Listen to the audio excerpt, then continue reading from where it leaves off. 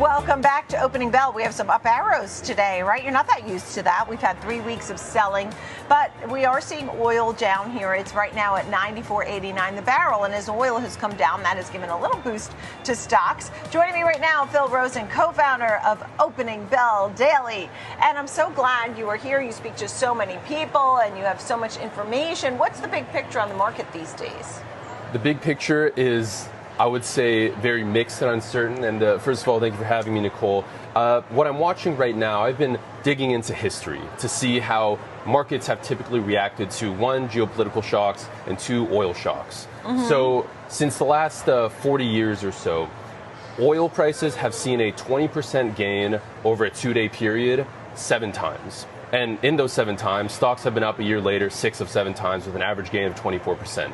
So to me, that is pretty bullish. Every instance is different, and you never want to draw your conclusions entirely from previous instances. But then if you look to geopolitical shocks, since the Korean War, we've seen an average gain after a geopolitical shock of 14.2% a year later. So that's a second variable I'm looking at. Between oil shocks, geopolitical shocks, stocks are almost never lower the following year. So between those two things, and then you still have the earnings story, which is pretty solid, pretty resilient. The actual fundamentals of the market, they haven't changed that much, even though there's a lot of fear, there's a lot of uncertainty, there's so much going on in the Middle East right now. And these are all very real things and certainly headwinds. But the story for investors, I'm not sure if it's changed that much between today and maybe a month ago. Right, and you know what's interesting? You talked about the 20% gain in 2 days for oil, and that we were up. You said the 2 day happened 7 times, and then stocks are higher later 6 of 7 times. So they sort of recover is the point, right? But the likelihood of being 20% up again on oil is probably slim, no? I mean, we may trend higher or trend lower, but we've sort of digested that we are in a war in the Middle East. We've digested that the Strait of Hormuz is shut down for the time being. Do you expect that we'd have a 20% surge again? Honestly, we could see anything depending on what President Trump tweets out. So he could say something and oil prices could swing again. And usually when oil prices go up, stocks come down. Right. So that's certainly in the cards, I would say. But all this is near-term chop. He's trying to figure out how to get through this situation. And who knows? He might be doing it on the fly. There might be a strategy. I'm not sure. But markets will respond to whatever he says in the moment.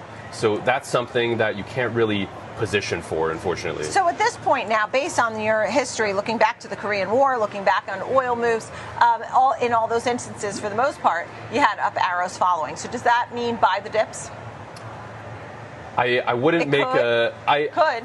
If I were to bet one way or the other, I would say, yeah, dip buying is probably a great strategy at this moment in time. And it's proven to be a great strategy under President Trump over the last year. Right. Remember Liberation Day, one of the worst immediate sell-offs and sharpest sell-offs we've ever seen, followed immediately by the best rebound in history almost. So something like that, I don't know if we're going to see as dramatic with this oil shock right here.